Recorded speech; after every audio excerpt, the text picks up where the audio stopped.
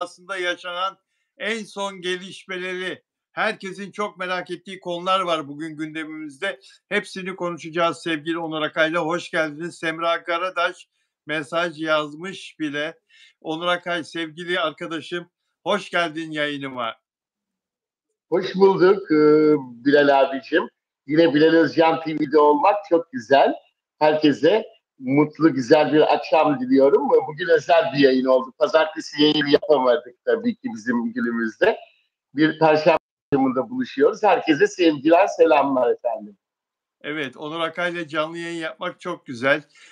Onur Akay'ın o yüreği, temiz kalbi ve güzel üslubu ve verdiği güzel haberler, ilginç haberler hep takip ediliyor. Ve Onur Akay'la yine birlikteyiz değerli dostlar. Sevgili Onur Akay, sana Kıvanç Tatlıtuğ'un kız kardeşini sormak istiyorum. Melisa Dilara Tatlıtuğ hapsedildi ve işin gerçeği bugün ortaya çıktı. Daha doğrusu ben bugün tam anlamıyla gerçeğini öğrendim. Adli kontrol şartını yerine getirmemiş. Kendisine bırakılan tebligatları alamamış. Onun da ihmali söz konusu olabilir. Kapıya bırakmıştır, yapıştırıyorlar ya muhtara gel diye. Evet. Tebligatını almaya. Belki o kağıdı çekip aldılar, göremedi.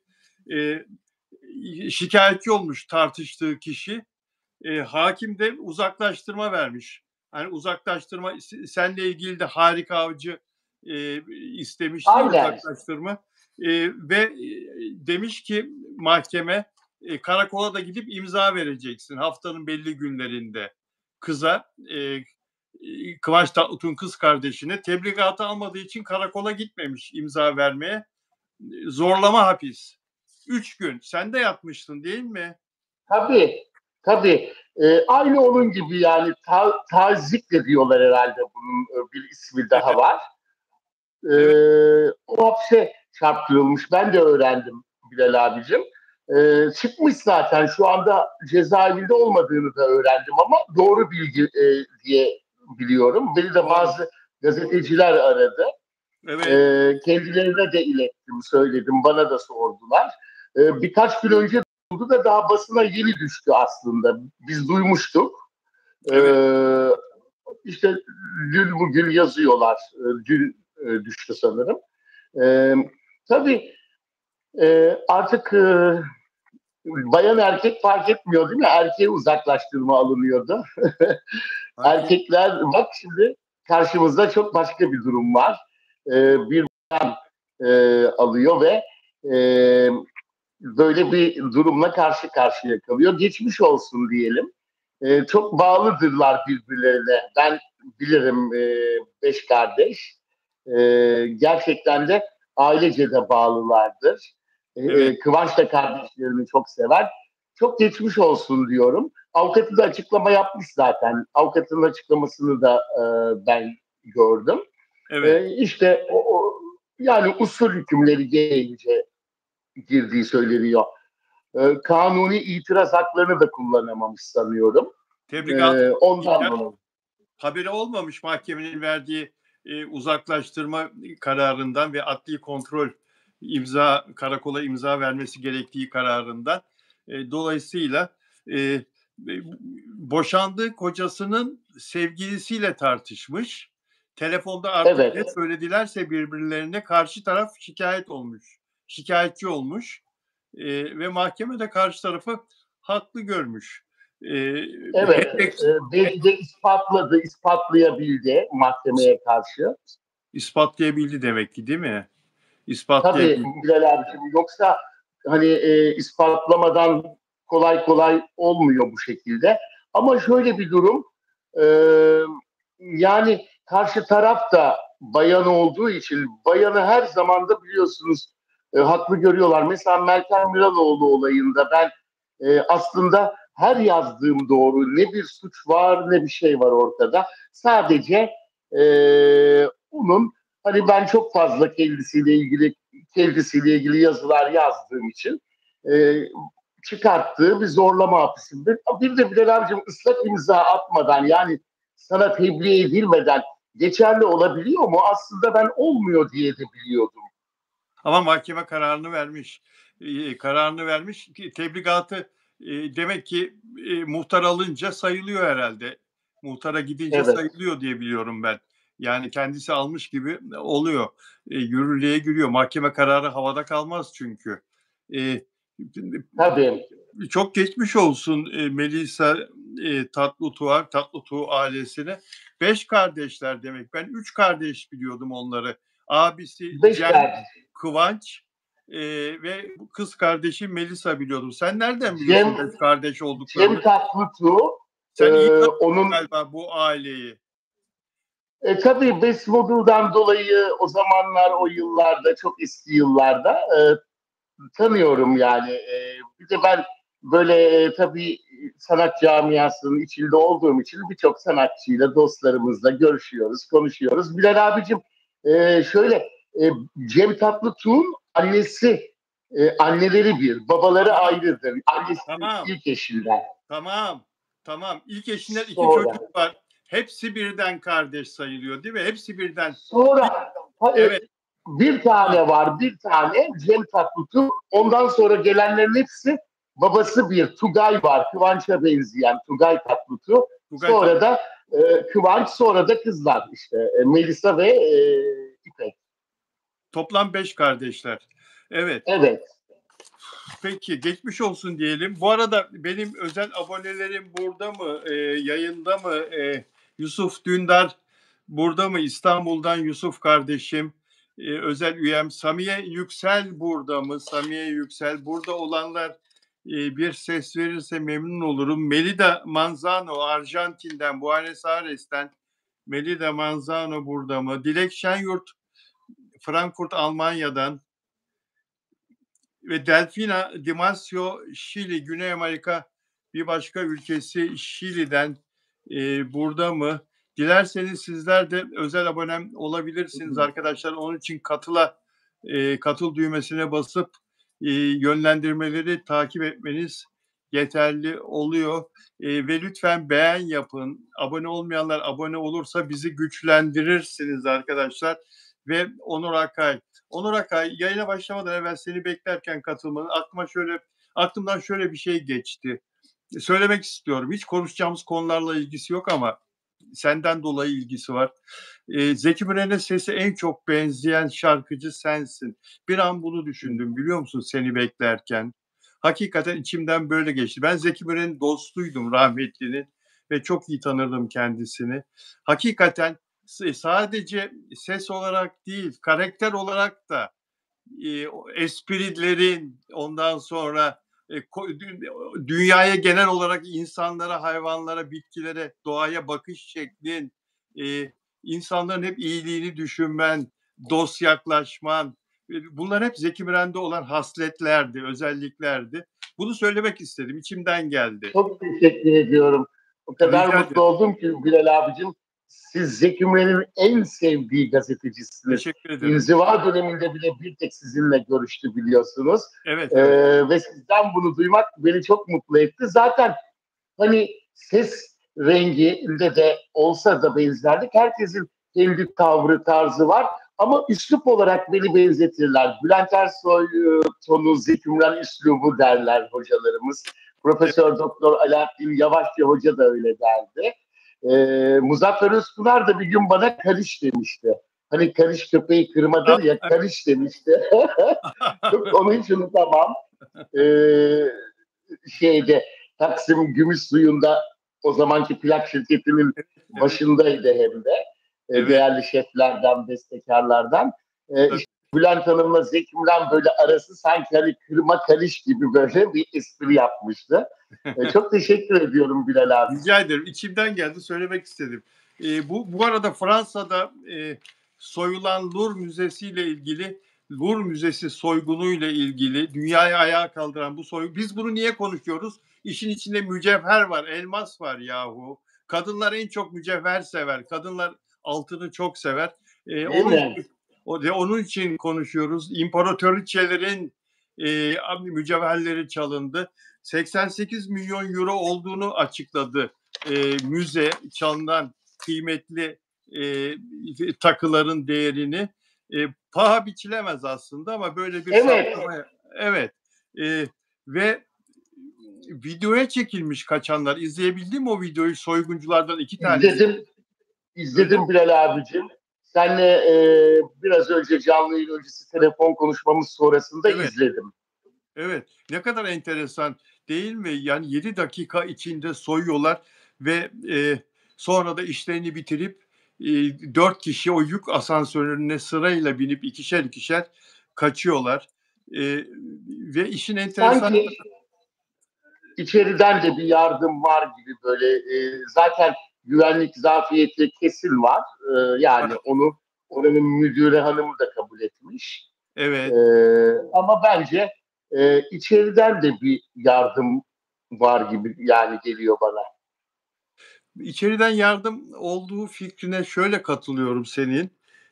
Bu müdüre hanım diyor ki müze soygun sırasında alarmlar aktif durumdaydı. Alarm sistemi aktif durumdaydı. Ancak müzenin güvenlik kameralarının çok eski olduğunu ve hırsızların girdiği Apollo galerisini gösteren kameranın ise farklı bir yöne baktığını söylüyor. Bunu hırsızlar bilmese bu soygunu yapamazlar. Yani bunların soydukları o şeye değil, o platformlara değil, o vitrinlere değil, o salonda başka bir yöne bakıyormuş kameralar. Bunu bilerek, bunu öğrenmişler, bunu biliyorlar. Dediğin gibi içeriden birisi mutlaka yardımcı oldu değil mi? Bu görüşün çok önemli. Bu fikrin çok önemli. Evet, ben öyle düşünüyorum Bilal abicim. Bir de Fransa'nın bu konularda böyle bayağı bir ismi çıktı değil mi? Birkaç kere daha yaşandı böyle Tabii şeyler tabii. Fransa'da. Kant şehrinde Festival Sarayı'nın hemen karşısında, çaprazında çok ünlü bir mücevherci var. Benim de çok iyi bildiğim. Mesela orası güpegündüz soyuldu. İnanılır gibi değil. 4-5 dakika içinde soydular. Evet. Ve hala yakalanamadı. Kaç sene oldu? 8-10 sene oldu. Hala yakalanamadı soyanlar. Tabii Fransa'da böyle şeyler, daha evvel de Louvre Müzesi, yine bu müze daha evvel de Evet, evet, bir müze daha soyulmuştu. hatırlıyorum. Evet.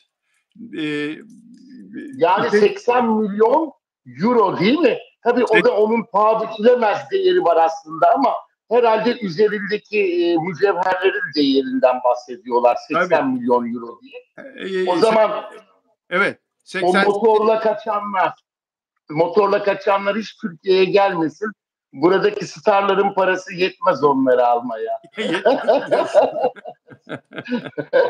Şimdi Bülent Ersoy bizi izliyorsa aman benimkiler daha pahalı diyordur. Benimkiler daha pahalı. 80 Ondan milyon eurodan fazla mıdır acaba Bülent Hanım'ın? vallahi Bülent Hanım'da öyle mücevherler, öyle kolyeler, bilezikler var ki yani eskiden canlılarını takardı ama sonra onu herhalde ürküttüler, bir şey söylediler. Zaman Tabii. bak şimdi duyarsa kızar bana. Benim imitasyon taktığımı kimse göremez der ama güvenlik önlemi olarak bunu polis de söylemiş olabilir. İmitasyon taktığını bana çevresindeki güvenilir bir insan söylemişti. Hatta Tabii onun çok. televizyon programlarında Evet, Bilal abicim gerçekleri takıyordur. Sahnede bir de çekenler oluyor. bravo. Böyle insanın konserlerde benim kaç yüzüğüm gitmiştir. Kaç Yapma ya. pırlanta yüzüğümü böyle çekmişlerdir eski yıllarda. Yapma ya. Tabii isteyenler oluyor. Ben kıramayıp da hediye de ediyordum çok fazla şekilde. Ama böyle birden çekiyorlardı. Elini tutuyorlar falan böyle işte Vah eyvah. konuşurken çekiyorlar alıyorlar. Çekip alır kalabalığa Yani karışır. Kıymetli bir şey tabii söylüyor. mikrofondan da söylemekte yani ben yapamıyorum. Ya tutun da dedim, yüzüğüm gitti mi diyeceğim orada. Ne değerli yüzükler öyle gitti yani. Haklı bence Bülent Ersoy. Gerçekten de bir uçak alacak yüzüğü var Bülent Hanım'ın biliyorsunuz. Sen yakın dostusun Bülent Ersoy'un. Sen bilirsin, fark edersin onun kolunda, elinde filan. Görmüşsündür zaman zaman. Dilek Şenyurt burada. Merhaba Dilek. Özel abonem, özel üyem Frankfurt'tan. Afra ve Mert konuşmamızı da istiyor. Konuşacağız Dilek. E, e, Bu şeyde Louvre Müzesi meselesinde müze müdürü istifa etmiş, sorumluluğu alıyorum demiş ama Kültür Bakanı kabul etmemiş. Değil mi? Yani orada Evet, ben de öyle duydum, evet, haberlerde gördüm. Kendisi açıklıyordu müdür hanım. Ee, evet, Yani belki müdür hanımda bir sorun olmayabilir. Kültür Bakanı da onu fark etmiş olabilir ama güvenlikle ilgili film gibi, yani filmlerde de izliyoruz ya, böyle soygunlar oluyor. Belki o güvenliğin içinden birileridir. Oranın güvenliğini sağlayanların içinden birileri o kamerayı haber vermiş olabilir. Her şey olabilir. evet. Ama bir ülke için kayıp tabii. Yani tarihi hazine olarak kayıp. İşte yani böyle şeylere ben üzülürüm. Türkiye'den, müzeden en değerli şeyimiz çalınsa oradaki insanlar da üzülmüştür. Hepimiz üzülürüz yani. O paradan bile önemli yani. Değil mi Bilal abicim? Çok doğru söylüyorsun ama şunu da söylemem lazım. Şimdi demin Bülent Ersoy'u andık da en çok onda mücevher dedik de hayır hayır. Eksik söyledim. Ajda Pekkan'ınki de. Ajda Pekkan'ın mücevherleri de, Ajda Pekkan'ın banka kasalarındaki kıymetli takıları da çok değerli arkadaşlar. Ajda Pekkan Tabii. zamanında çok büyük aşklar yaşadı. Türkiye'nin en zenginleri Ajda Pekkan'ın sahnesine en ön masalarda 20'şer kişi, 30'ar kişi masalar kapatarak misafirleriyle izlerdi geceler boyu Ajda Pekkan'ı ve Ajda Pekkan'ın kulislerinde çiçek buketleri arasında çok mücevher gitmiştir. Yüzükler gelirdi eskiden Çok, Bilal abicim. çok. O vardı. Evet. Evet. Eskiden vardı öyle değil mi? Tabii Çiçek buketleri altınla, içinde. sahnelerden altınla inerdik. Kadınlar böyle kadınlar makinesi olur her hafta. Ah yavrum diye böyle altınlar takarlardı. Hem de yani Cumhuriyet altınları, tam altınlar, yarım altınlar. Sanki böyle sünnet düğününden inmiş gibi. Çok ilginçti. Kadınlar Büyük. makinesinde olurdu genelde. Evet. Evet. Yani Ajda Pekkan'ın altın mücevherleri de ziynet eşyaları da Bülent Ersoy'dan belki daha fazladır. E, Bunu da söylemek lazım. Bir İpek de Can Bilal abicim, ben Kültür Bakanı'na seslensem yar mı Fransa Kültür Bakanı acaba bize? seslen tabii seslen. Bizi 70 ülkede Ben dinliyorlar. Şu anda Fransa'dan da canlı yayınımızı izleyen arkadaşlarımız var. Yorumlarda zaten görebilirler. E, onlar da tweet atsınlar o zaman. Sosyal medyada paylaşsınlar. Bence Kültür Bakanlığı böyle bir durumda, Fransa Kültür Bakanlığı duyurmalı. Onlarla anlaşmalı belli bir şekilde. Onu tekrar geri almalı bence müzelerine koymak için. Yani çok yakalayamayabilirler çünkü. Çok güzel fikir. Benim diğer bir konuğum var. Haftada 2 gün yayın yaptığım İpek Can Bulat Astroloji Prensesi diyorum ben ona. Çok İzledim sizi, evet. evet, çok değerli bir astrolog hanımefendi. Eski arkadaşım. İpek Hanım'a sordum. Kim soydu ya Allah aşkına sen yıldızlara bakıyorsun. Kim soydu bu Louvre Müzesi'ni diye. Bilal'cim dedi göçmenler soydu dedi. Fransa'da biliyorsun mülteciler, göçmenler sıkıntı yani. Sıkıntı ve çok fazla hırsızlık olayları oluyor. Hep bunlar yapıyor. Hep bunlar yapıyor Fransa'da. Yan kesicilik, hırsızlık, soygun, onlar soydu dedi. Yani ortaya çıkar ama ya. Tabii Ortaya tabii, çıkar inşallah çıksın. inşallah. Ya sevgili Onur Akay, dün akşam bir trafik kazası oldu biliyorsun, duymuşsundur. İrem Hanım Evet. ailesiyle, kocasıyla yürürken yolda İrem Helvacıoğlu Bağdat Caddesi'nde kaldırımda yürürken motosiklet çarptı karı kocaya. Ne diyorsun ya böyle bir şey? Görünmez kaza mı diyeceğiz yoksa yani büyük bir ihmal mi diyeceğiz? Okudun mu haberleri? Yani İrbalde görünmez kaza bence Bilal abicim. Ben Ortaköy'den önce Bağdat Caddesi'ne çok yakın otururduk, Fener yolunda. E, Evet, O zaman Kadıköy'de konservatuvarda hemen rıhtımdaki, siz bilirsiniz, İstanbul Üniversitesi Devlet tabii. Konservatuvarı'nda okuyordum. Evet, Bağdat Caddesi'nin de çok yakın olduğu için orasının kaldırımları da geliştir yani. Demek ki ama gerçi Bağdat Caddesi eskiden beri ünlüdür hızıyla. Arabalar hız yapar, motorlar hız yapar, bilirsiniz öyle şeyler var. Eğer öyle bir şeyse tabii ki araştırılmalı. Gene öyle hız yapıp da biri motora çarptıysa veya motor yarışıyorsa yarış yaparlardı o caddede. Biz Yaparlardı. küçüklüğümüzde biliyorum Bilal abicim. Geniş de o zaman çok büyük böyle geniş caddeler yoktu. Şimdi otobanlar çok. O zaman Bağdat Caddesi onların yeriydi böyle. E, Bir de herkes Bağdat Caddesi'ne de özel kişiler inerdi. Çok kaliteli ve güzeldi. E, işte ama öyle bir şeyse tabii araştırma. Fakat burada bir de başka bir şey de var. Yani artık kaldırım bile güvenli değil mi? Yani kaldırımda bile her şey olabiliyor.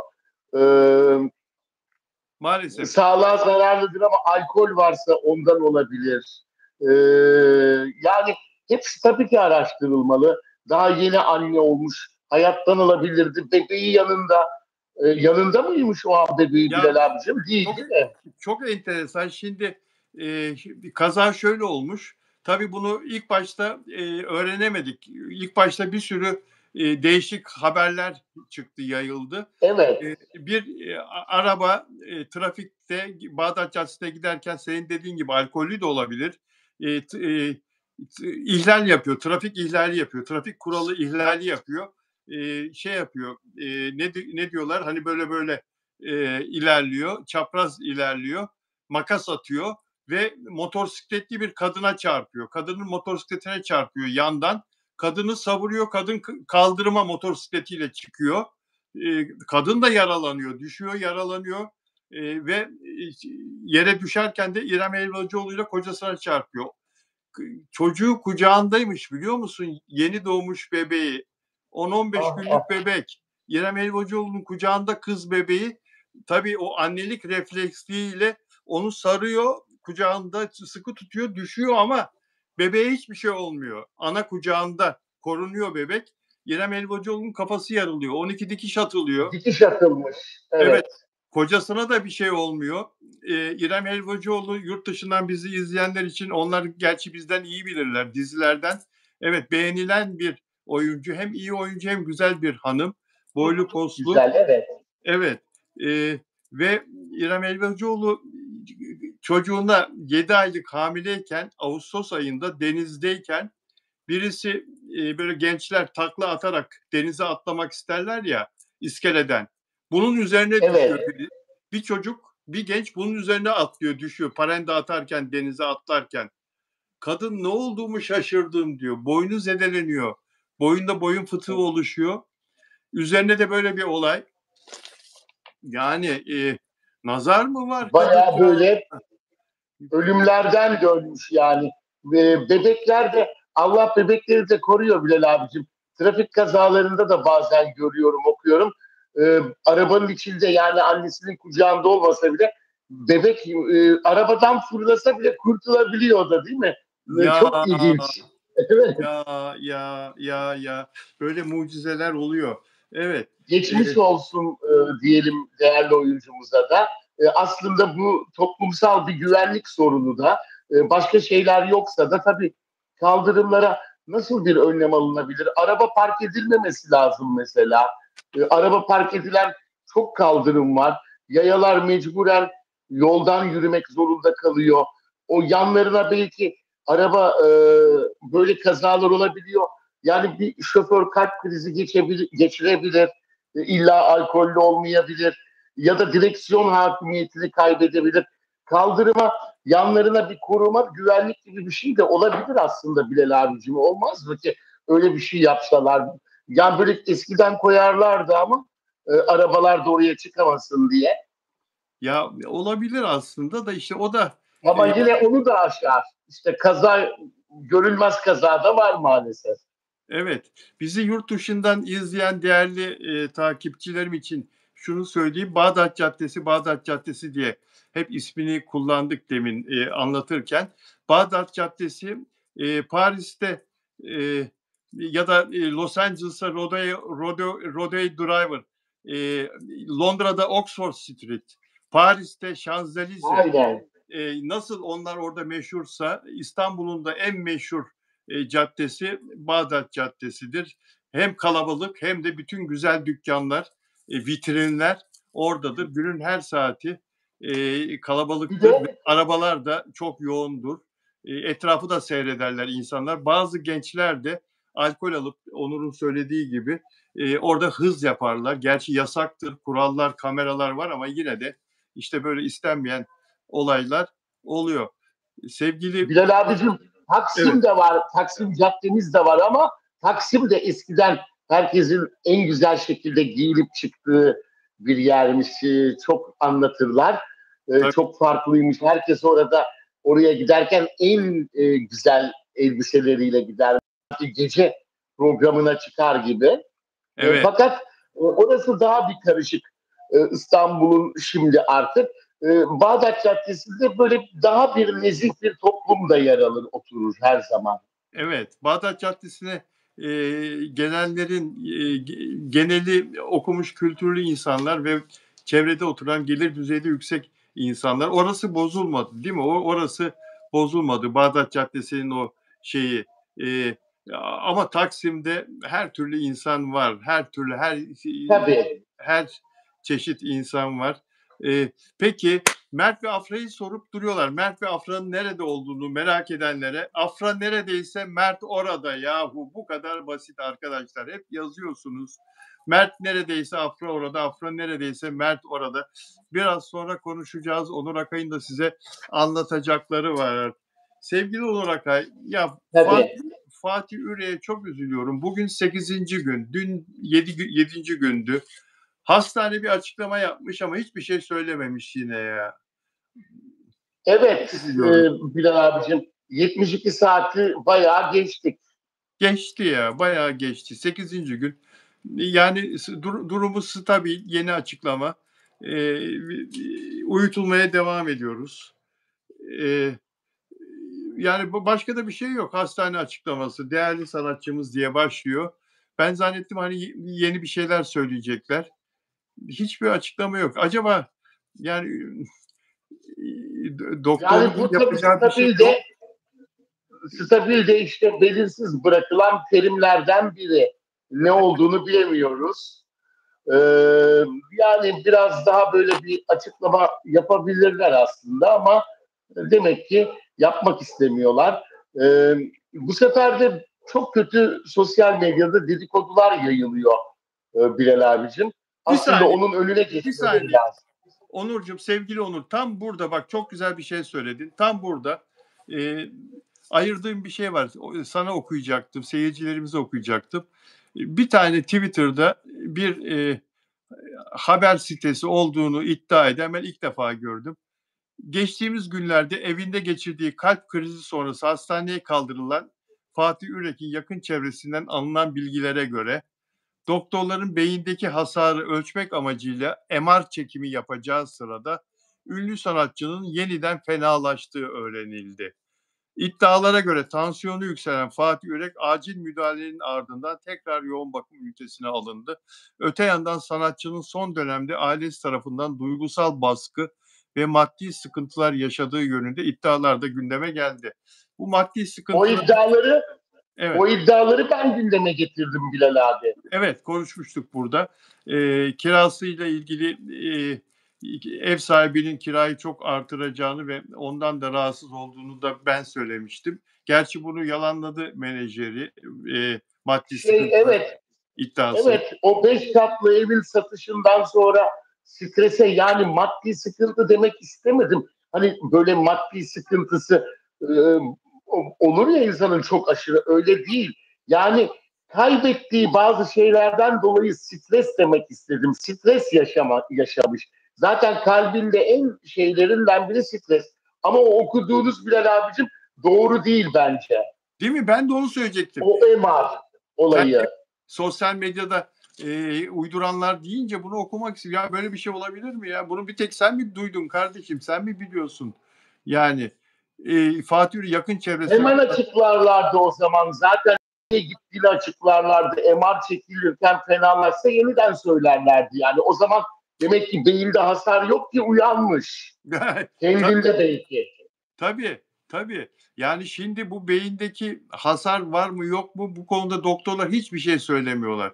Yani doktorlar Fatih Ürek'in sağlığıyla ilgili hiçbir şey söylemeyerek şunu topluma kabul ettiriyorlar. Yani anormal bir durum var ki 8 gün oldu.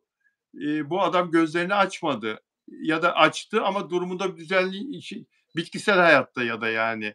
E, O yüzden bir açık bundan başka ne düşünebilirsin ki? Aklı başında. Yani bazı duyduğum şeyler var Bilal abicim.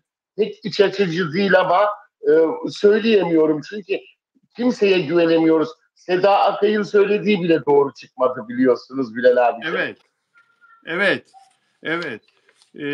Allah şifa Yani versin. çünkü çok seviyorum, çok eğlenceli biridir, çok değerlidir. Yanlış şekilde sosyal medyaya yayılmasın diye ben de duyduklarımı yazmadım, söylemedim Bilal abicim. O ev, 5 katlı ev olayı ne zaman olmuştur Bilal abicim? Fatih Vallahi Yüreğin onu bu, satması. bu yaz değil, bundan önceki yaz olması lazım. Yani 2 yıl önce satmış. Evet, Evet, çevresindeki kişiler yüzünden sattığını da duydum. Siz benim en değerli kaynaklarımdansınız. Her zaman size de danışırım. Sizden öğrendim zaten. Fakat Bilal abicim bir de işte burada kirada oturması, tefecilere para kaptırma olayı çok mu eski oluyor? o eski. Yani kız kardeşi yüzünden, ablası yüzünden 2009 senesi, belki 2007 de olabilir. Çok eski, bayağı eski. Sonra Evet, barıştılar ama bir 10 sene falan küs kaldılar yani. Bayağı bir küs, 12 sene evet, küs kaldılar. Hem para kaptırdı hem o çok sevdiği evi kaptırdı. Bir villaydı Balmumcu'da. Düşünsene o jandarmanın orada Balmumcu'da ne çok iyi kadar bilirim. değerli, Bizim üstümüz. evet, ne Evet, kadar değerli villalar var orada. O villalardan biriydi tabii. Yüreğin. 1,5 milyon dolardı kaptırdıkları zaman değeri. İşte yani bu şekilde yaşadığı bazı sorunlar, stresler de çoktu. E, Ben onu demek istemiştim. Yani maddi sorun illa böyle maddi sıkıntıda dememiştim yani ama tabii yanlış anlaşılıyor. Maddi sorunlar yüzünden yaşadığı stres demiştim ben. Evet. Evet, evet, evet. Galatasaray Liverpool'un ardından Galatasaray futbol takımı dün akşam Norveç şampiyonunu da 3-1 yendi Şampiyonlar Ligi'nde İstanbul'daki maçta ve çok güzel oynadı Galatasaray futbol takımı. Okan Buruk Galatasaray'ın teknik direktörü, e, Nihan Hanım Okan Buruk'tan boşandıktan sonra bir süre küs kaldılar. Sonra yine barıştılar. Bir evlatları var. E, Evet. Ali Yiğit. Nihan Buruk da zamanında çok ünlü bir mankendi. Nihan Akkuş. Şimdi de modacı.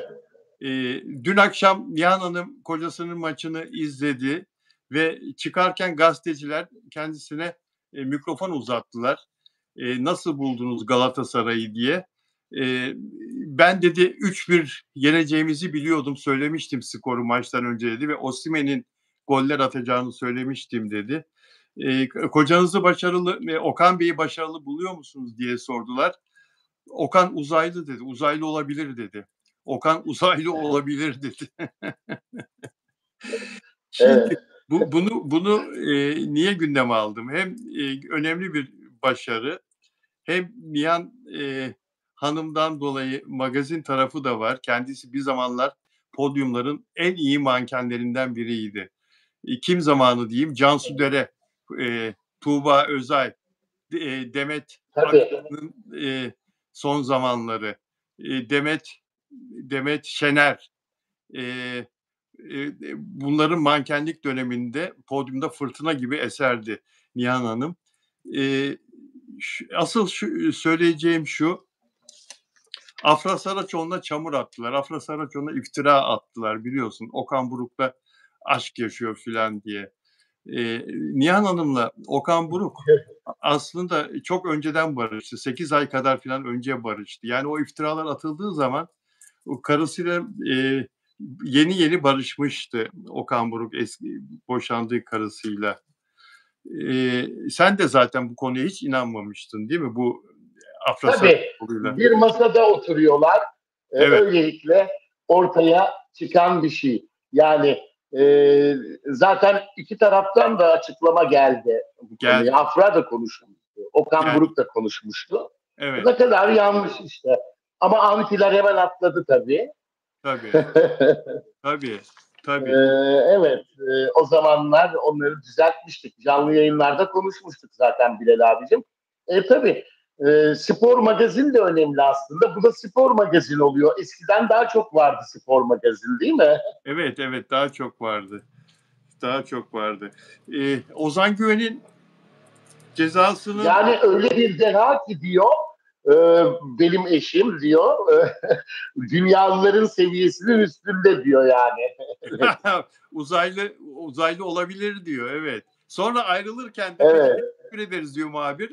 Ayrılırken de kamera kapanmadan evvel biraz böyle uzaklaşıyorlar Nihan Hanım'dan. O uzaylı o diyor Nihan Hanım. O ses böyle hafif duyuluyor. O uzaylı diyor tekrar. Önce olabilir diyor evet, evet.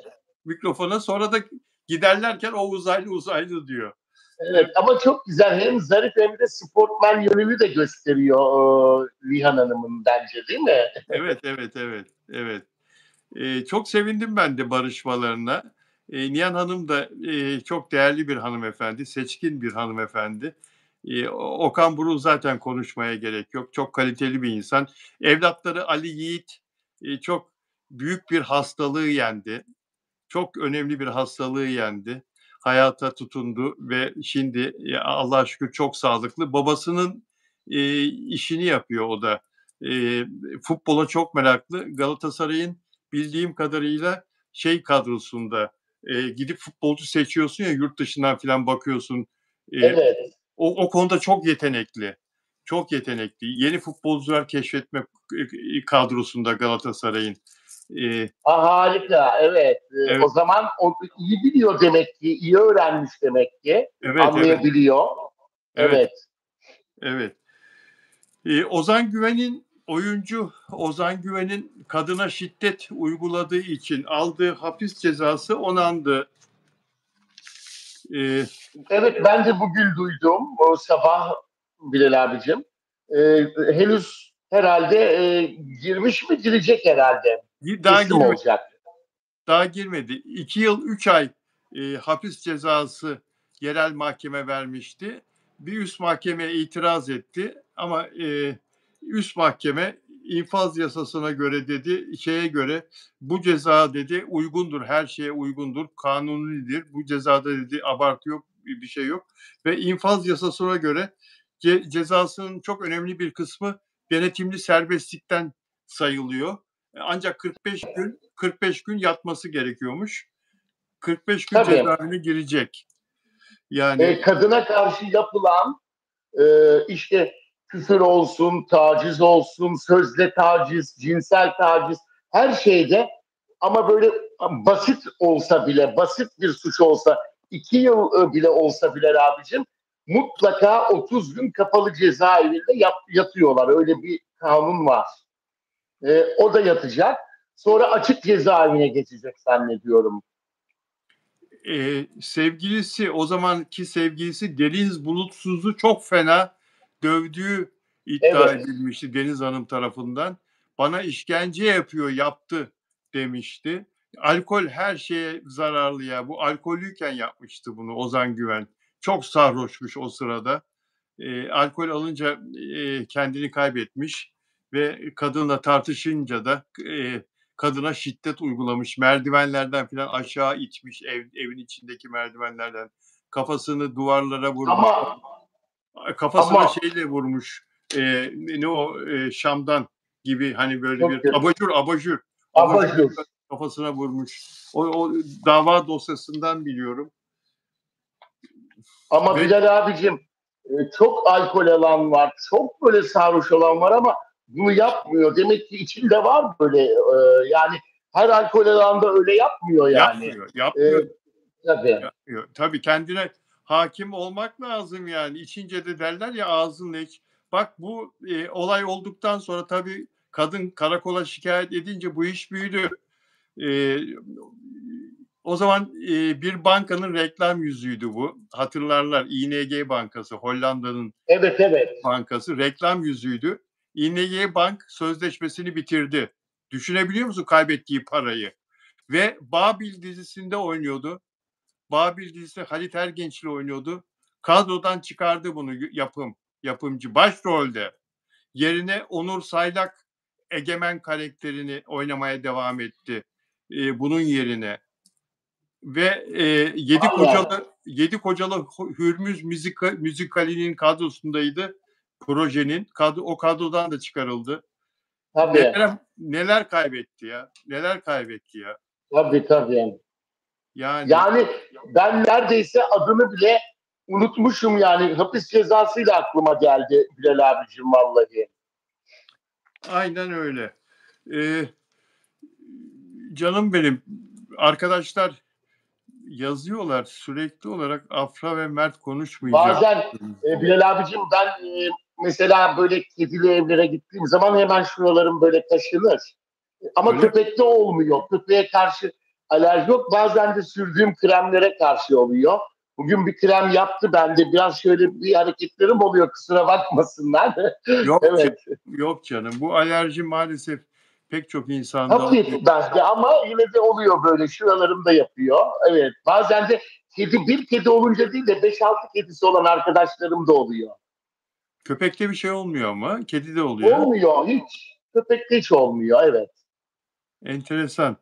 Dün Afra Saraçoğlu ve Kenan İmirzalıoğlu'nun dizisiyle ilgili Kenan İmirzalıoğlu'nun yaptığı bir konuşma vardı. Katıldığı bir davette. E, Senaryoyu bilmeden fikir yürütüyorsunuz demişti. Yaş farkını sordu arkadaşlar. Daha evvel Afra Saraçoğlu'na sormuşlardı. O da demişti ki işte couple değil demişti. Yani power couple demişti. Evet. Güçlü ikili. Ben başrol oyuncusu güçlü, diğer başrol oyuncusu güçlü. Herkes kendi işini yapacak anlamında. Ortak bir şeyimiz yok anlamında. İlk defa Kenan İmirzalıoğlu'na sordular. O da çocuklara sanki böyle gider yaptı muhabirlere. Senaryoyu bilmeden fikir sahibi oluyorsunuz dedi. Ben de dün demiştim ki sevgili Onur Akay burada ya demiştim bu işin Afra Saraçoğlu'na zararı olmasın. Yani Afra'dan dolayı bu dizi çok sevilir, çok seyredilir. Kenan İmirzalıoğlu da iyi oyuncu. Gerçi Tabii. çok ara verdi. Ama şimdi Afra Saraçoğlu'nu insanlar çok önemli bir aşk e, hikayesiyle sevdiler. Mert'le beraber Tabii. çok güzel bir kimya. Yani zaten seviyorlar da şaha kalktı Afra sevgisi. Tabii. Bu Yalı Çapkını. Şimdi bu dizide aşk olmazsa tamam Afra'yı seyredeceğiz ama Afra'nın zararı olmasın. Reytingler düşük gelmesin. Üzülürüz Afra için diye. Ne diyorsun bu Bence Kenan'ın? onu düşünmüşlerdir. Düşünmüşler midir? Tabii. Düşünmüşlerdir derken yani Düşünmüşlerdir. Yani ben şöyle düşünüyorum. Aslında aldığım duyumlar da var ama çok evet, böyle net değil yani. Çok güvenilir de bir kaynak değil benim için yani. Ama evet, e, Bilal abicim ben de yani aslında öyle de düşünüyorum. Gerçi Afra Saraçoğlu açıkladıktan sonra öyle düşünmeye başladım. Böyle hani çift çift dedi ya Türkçesi. evet. Çok çift çift değil dedi. Herhalde onu Kenan İmirzalıoğlu ile ilgili söyledi belki. Bence Kenan İmirzalıoğlu Afra Saraçoğlu'na yani oradaki karakter olarak tabii aşk duyacak dizideki karakteri olarak. Belki de Afra Saraçoğlu'nda başka bir aşkı olacak ama onun peşinden mi koşacak? Ee, işte gidişata göre, reytinge göre her şeyi de değiştirebilirlermiş. Ben onu duydum sadece. Yani şimdi Afra Saraçoğlu avukatı oynayacak. Afra Saraçoğlu her rolün üstesinden gelir. Polisi de oynar, savcıyı da oynar. Tabii. avukatı da oynar. Ama Türk dizisi deyince seyirci bir aşk bekler. Mutlaka bir aşk olur Türk dizisinde. Yani böyle Tabii bir olmazsa kimyasının olmaz. tutacağı birisinin olması lazım dizinin içinde. Ya da senin dediğin gibi bir platonik bir şey yaşaması lazım. Afra'nın yaşaması lazım. Kenan'ın onun için onu yaşaması o kadar çok fazla seyirciyi çekmez, cezbetmez. Kenan'ın seyircinin beğeneceği bir erkek oyuncuya Afra'nın içten içe tutulması lazım. Dışarıdan da belli etmese de. Tabii. Yani seyirci böyle bir Yani şey. He? Türk seyircisinin şeyi bu değil midir? Bunu istemez mi Türk seyircisi? tabii ben Bilal abicim aynen sana çok katılıyorum çünkü Geldi. seyircinin kalbine pembe dizi hançerini de saklamaları lazım. Yoksa olmaz. Aldatma da olmazsa olmaz. Tarçın geldi. Ay Bağlamıştım, çok çözmüş. tatlı. Bağlamıştım, çözmüş. Çözmüş. Hala bağlı mı kalması gerekiyor? Ya vücudunu çok kaşıyor. O ameliyatı şeyini atlattı da yukarılara falan zıplamaması lazım. Bir süre daha kanepelerin üzerine Bir süre daha. Evet. yukarı aşağı Ay zıplamaması benim lazım. bebişim ne tatlı. Çok özledim onu. İnşallah yazın görüşeceğiz. İnşallah, inşallah, inşallah. Taçi cici bebek. Yani şimdi aşk olmazsa genç seyirciyi nasıl yakalayacak dizi? Orta yaştaki kadınları nasıl yakalayacak dizi? Yani bu Tabii. çok önemli. Tabii. Biz Kenan İmirzalıoğlu'nu tamam sert erkek dizide delikanlı abi alemin abisi tamam kuvvetli gereğinde silah da çıkarır yumruk da atar ama yani Afra çok yumuşak bir hanım. Afra'nın olduğu yerde aşk olması lazım. Şiddet için seyretmezler ki Kenan'ın kavgacı Tabii. oyunculuğu için seyretmezler ki diye düşünüyorum. Bilmiyorum. Şimdi bak İşte yargıda benim aldığım duyum Bilal abicim diyor ki şöyle olacak yani. Bana dediği yani. evet, Bakalım doğru çıkarsa evet, çok güvenmediğim bir kaynak. Onu da belirttim zaten. Tatil, Demiş. evet, Onun ne tatlı bir yüzü var. Şöyle bir öpsem gelip. evet, Bilal abicim çok tatlı değil mi? Patiler, çok, yüzler. çok, Evet. çok. İşte yani Kenan İmirzalıoğlu herhalde Afra Saraçoğlu'nun peşinden. Şimdi oradaki isimlerini unuttum. Dizideki isimlerini biraz aklıma gelmedi. Yani, ben de Peşinden koşacak yazmamışım bile. ama Evet, e, Afra ben de. Saraçoğlu'nun da ulaşamadığımı bir aşkı olacak. Öyle mi başlayacak? Bir şeyler yaşanacak. Ama gidişata ve reytinglere göre her şey değişebilirmiş de. Bana söylenen o. Sana söylenen o. Şimdi mesela Pınar Deniz Yargı dizisinde avukattı ama Ceylin karakteri savcıyla aşk yaşadı. Nasıl izledi insanlar Yargı dizisini hatırlıyorsun değil mi? 2 sezon. Nasıl Tabii, izledi? tabii, Nasıl büyük reyting tabii. aldı? Nasıl sevildi? O aşkın peşinden gitti seyirci. Yani tamam kadıncağız orada ciddi bir avukat ama aşk yaşadı ve o aşkı da insanlar çok benimsediler. Çok içselleştiriciler.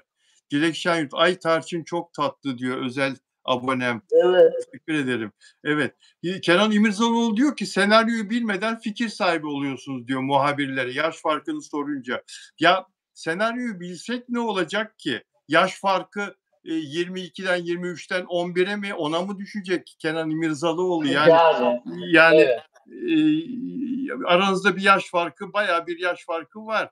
Şimdi İşte bak evet buyur. kızmıştır öyle deyince kesin. Yani tabii onlar şimdi jön hala yeni nesile hitap etmek istiyorlar tabii Bilal abicim. Hitap etmek istiyor da şimdi ben dün de söyledim. Kenan İmirzalıoğlu her ne kadar ya kızıyorsun bana Kenan ama ben gazeteciyim biliyorsun işimi yapmak zorundayım. Bunları konuşmak zorundayız. Herkesin bildiği şeyi konuşmayacak mıyız? Şimdi tamam çok iyi oyuncusun. Fakat burada Afra 20 yaşında gösteren 27 yaşında bir hanım, 28 yaşında bir hanım ve 20-22 en Tabii. fazla 23 gösteriyor. Sen ama Aynen. yaşını gösteriyorsun. Saçlarını siyah boyasan da erkekler de 40 yaşından sonra kırlaşmaya başlar. Boyadığın belli. Yüzüne botoks uygulatsan da kilon çok iyi tamam filan çok şık giyinsen de 50'yi gösteriyorsun yani. Ve olmaz yani. Platonik de duysam bu sefer derler ki kızı yaşındaki kıza platonik aşk duyuyor, ilgi duyuyor. Ya bu ne biçim Türk örf adetine aykırı bu dizi denir yani. Öyle değil mi onu? Yani Kenan İmirzalıoğlu öyle bir aşk biçilse, gizli gizli Afra Saraçoğlu'na alttan aşk duysa, ilişki duysa, insanlar öyle de düşünebilir yani. Kızı yaşındaki kıza aşık oldu derler yani. Bu sefer de iş başka tarafa kayar. Tabii yani Bilal abicim, dediğin gibi yani dizide aşk olması şart. Reytingleri etkileyebilir. Afra Saraçoğlu bundan zarar görebilir. Aşk, aldatmak, kötü karakterler diziler için çok önemli. Hayatta da olduğu için, gerçek hayatta da olduğu için dizilerde işte kaçamadığımız hayatların aynası bence yani. Ondan dolayı da hepsi olması lazım onların. Sana katılıyorum. İnşallah geciktirdiler zaten bu eleştiriler yüzünden. Bakalım ne olacak merak ediyoruz. Ama izleyenlerimiz de soruyorlar. Sana da söylüyorlar çok haklısın Bilal Bey diye Bilal abicim. Çok doğru, çok haklısın konuştuğunda. Mert'in dizisi de gelişmeleri de varmış. Onu da soruyorlar. İyi gidiyormuş çalışmalar. Yakında onlar da herhalde okuma provasını ilerletecekler, başlayacaklar, daha ileri şeye getirecekler. Fakat ikisi de ayrı ayrı işleri ve projelerinden pek görüşemiyorlarmış bu aralar. Ben öyle öğrendim. Bir başka bazı iddialar da duydum ama tam onu kesinleştireceğim inşallah. Cumartesi günü ki canlı yayında söyleyeceğim. Kesin değil. Benim yani 2 gün önce, 3 gün önceye kadar duyduğuma göre aşkları çok iyi. Bütün buradan antilere de duyurulur. Çok iyi gidiyormuş aşkları. Fakat bir görüşememe olayı varmış. Bir de başka bir kaynağım var benim. Bu çok sağlam kaynaklarımdan değil de onun bana anlattığı bazı şeyler var. O biraz böyle kafamı karıştırdı. Biraz beni de üzdü Bilal abiciğim ama kesinleştiremedim. Bugün de canlı yayın öncesi konuşamadım. Bazı işte kaynaklarımın herhalde müsait değildi.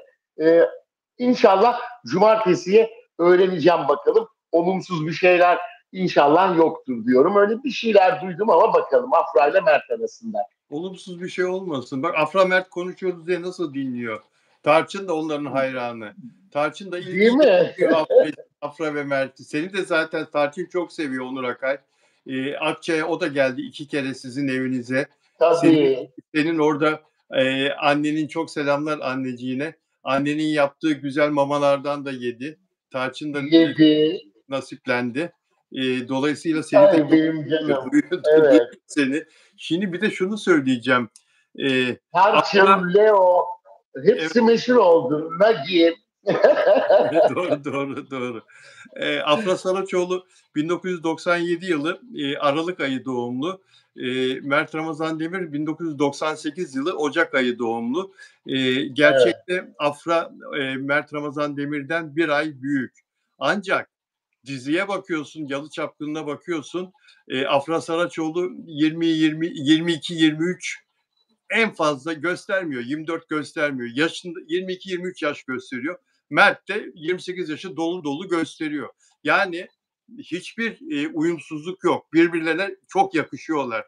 Bakıyorsun yani hakikaten işte bu yani şey olarak ikili couple dersen yani uyum olarak çok iyi. Kimya da çok iyi. Ama Kenan İmirzalıoğlu'yla bakıyorsun abi yani o öyle bir şey hiç düşünmeyin, beklemeyin. Öyle bir şey ummayın. Yani dizinin içinde oyuncu kadrosuna da bakıyorsun. Bizim bilmediğimiz genç, yakışıklı bir oyuncuyu mu sokup gizlediler? O mu çıkacak Afra Saraçoğlu'nun karşısına? Yani Afra ile uyumlu olarak göreceğiz. Ya insanlar aşk istiyor ve anlayın artık. Anlayın ya. Diziyi seyrederken, Afra Saraçoğlu'yu seyrederken insanlar Mert Ramazan Demir'i kafasından atamaz. Siz Mert Ramazan Demir'le Afra Saraçoğlu dışarıda aşk yaşamasın istiyorsunuz ama insanların beynindeki Afram'ı nasıl atacaksınız ya? Nasıl atacaksınız? Tabii. Çok doğru. Bilal abicim Afra'nın doğum tarihini de söyledik ya 97, 1997 Aralık.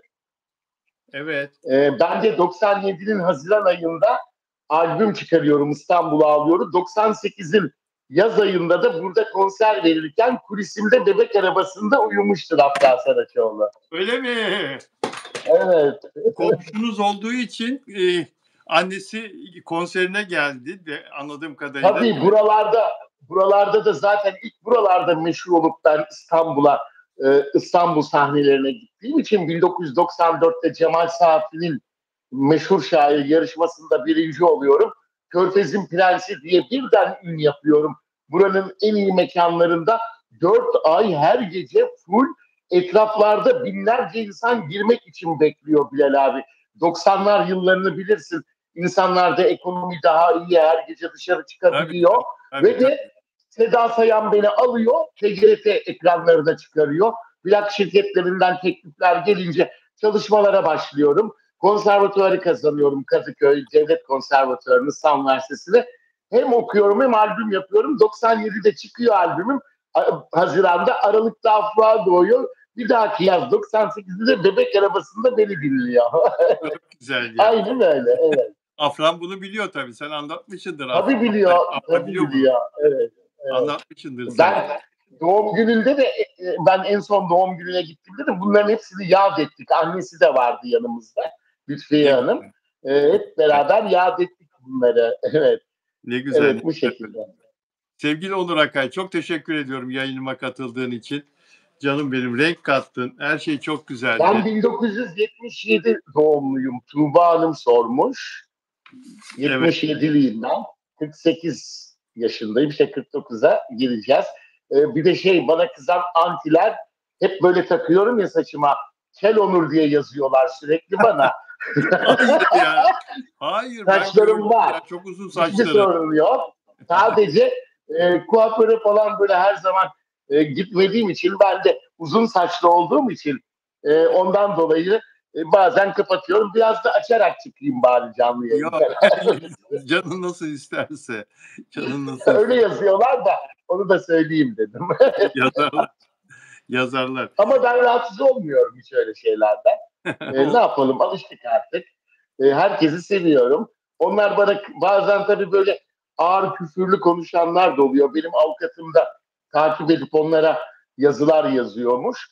İşte tazminat, hep küçük çocuklar çıkıyor, genç çıkıyormuş yazanlar. Ondan dolayı ben zaten duyunca yok, hiç gerek yok dedim ya, öyle şeyler yazıyorlar da ne yapalım, ben okumuyorum zaten bile için. Evet. Canım benim. Görünce. Çok teşekkür ediyorum katıldığın için. Çok sağ ol, eksik olma. Ben de teşekkür ediyorum. Bir o kadar da güzel yazanlar var. Herkese ben de teşekkür ediyorum. Bilal Özcan'a çok teşekkür ediyorum. Bu güzel canlı yayınında beni ağırladığı için. Bilal Özcan TV izleyenlerine güzel bir akşam diliyorum. İnşallah hafta sonunda tekrar görüşmek dileğiyle, Allah kısmet ederse. Evet değerli izleyenler, Onur Akay'la cumartesi akşamı yine birlikte olacağız saat 18'de. Yarın akşam saat 19'da astrolojinin kraliçesi, prensesi İpekcan Bulat'la birlikte olacağız. Bizi izlemeye devam edin lütfen. İyi akşamlar herkese. Sevgiler. İyi akşamlar efendim.